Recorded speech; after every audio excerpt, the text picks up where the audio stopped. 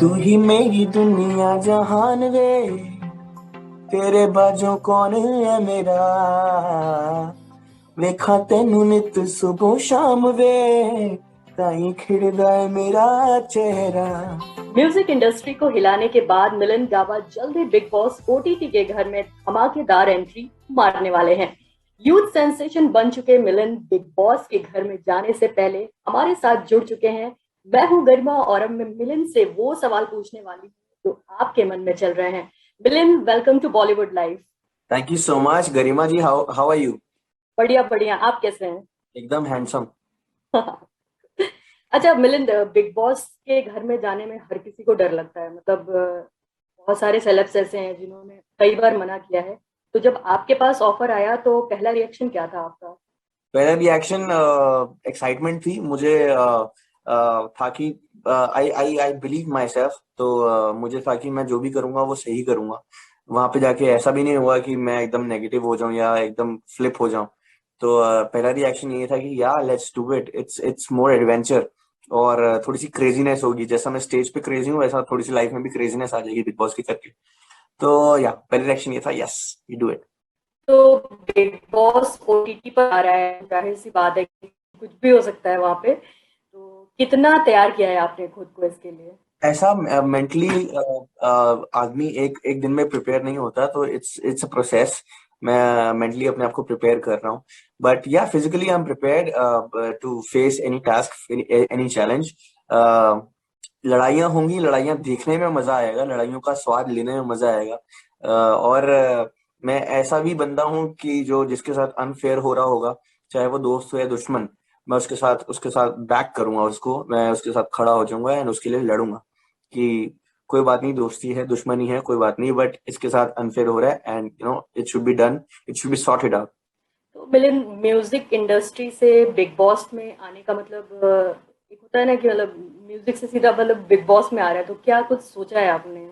कुछ सोचा नहीं है, बट बस मैं एंटरटेनमेंट मस्ती के लिए जा रहा हूँ, मस्ती करने जा रहा हूँ। I am hoping for having a good time. मुझे लगता है कि और मुझे देखने का मौका मिलेगा करण जौहर सर को, सलमान सर को देखने का मौका मिलेगा। So yeah I just want enter this scene. I think it's just a signal of God कि मुझे ये चांस मिला and I just danced on it. तो या अच्छा, बिग बॉस के ज़रिए लोग, जितने भी लोग आए हैं उनमें से कई लोग ऐसे हैं जिनके करियर को एक अलग ही ऊंचाई मिल गई है। मतलब आने के बाद उन्हें एक अलग पहचान कह लीजिए मिली है। तो आपकी क्या क्या उम्मीदें हैं बिग बॉस ओटीटी से? मैंने कुछ एक्सपेक्ट नहीं किया होगा, बस मैंने ये एक्सपेक्ट किया कि जहां जहां भी मेरे गाने नहीं पहुंच सकते, जहां पे इंटरनेट नहीं है, जहां पे रेडियो नहीं है, जहां पे सिर्फ टेलीविजन है, वहां पे वहां वहां जैसे गांव में सारी आंटियां, सारी माताएं बहनें, उनके सामने बैठ के उनके सामने टीवी पे हूँ एंड मैं अपने अपनी आवाज सुनाऊं, अपनी आवाज पहुंचाऊं, गाने सुनाऊं अपने, या जो जो मैंने लिख रखा है या अभी जो अनरिलीज्ड है वो पहुंचाऊं। तो या और यूथ को मोटिवेट करूं कि यार you should try everything, life is so uncertain. पता ही नहीं आज है कल नहीं है, आज जी रहे हैं कल मर जाए, नो पता ही नहीं। तो चांस मिला है, चांस पे डांस करो यार। अच्छा, अभी बाकी कंटेस्टेंट जो है उन्हें रिवील नहीं करेंगे हम, लेकिन आप जो घर में जाने वाले हैं उन्हें क्या एक खास मैसेज देना चाहेंगे आप? जो जाने वाले हैं उन्हें मैसेज यही देना चाहूंगा कि आई एम एंटरटेनमेंट हमें करना है, और that is why we are here. जो आर्टिस्ट होते हैं सारे, वो उनका होल एंड सोल मकसद यही होता है कि पब्लिक को एंटरटेन करना। हम पब्लिक के लिए जीते हैं, और पब्लिक से ही हमें ये फेम आया है, या शोहरत आई है, या पॉपुलैरिटी आई है, या जो भी अचीवमेंट आई है। तो never let this on your head.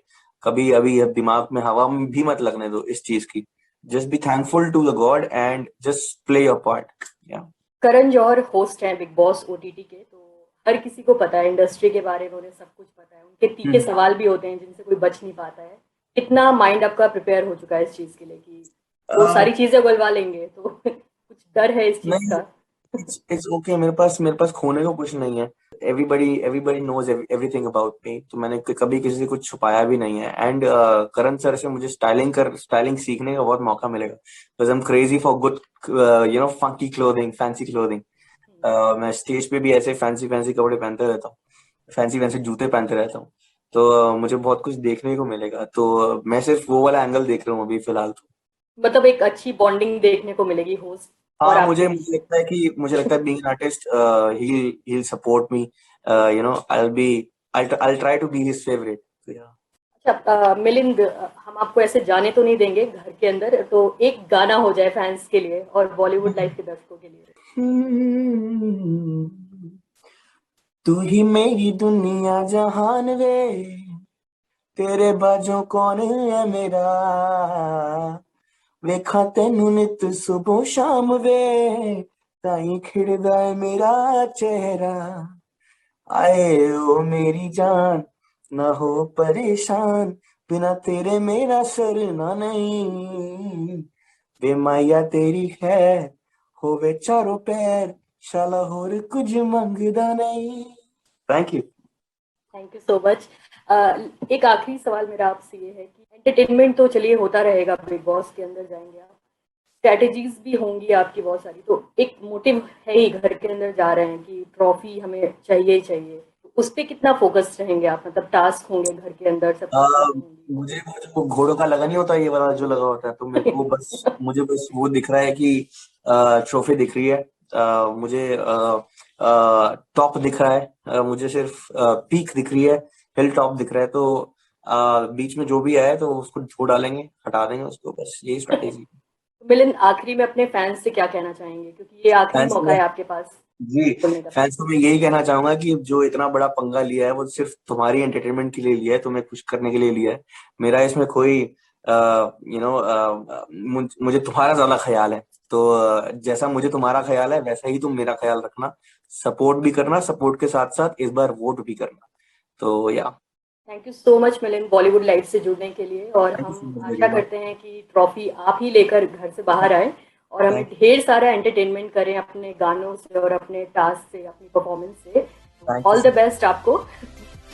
Thank you so much Garima, thank you.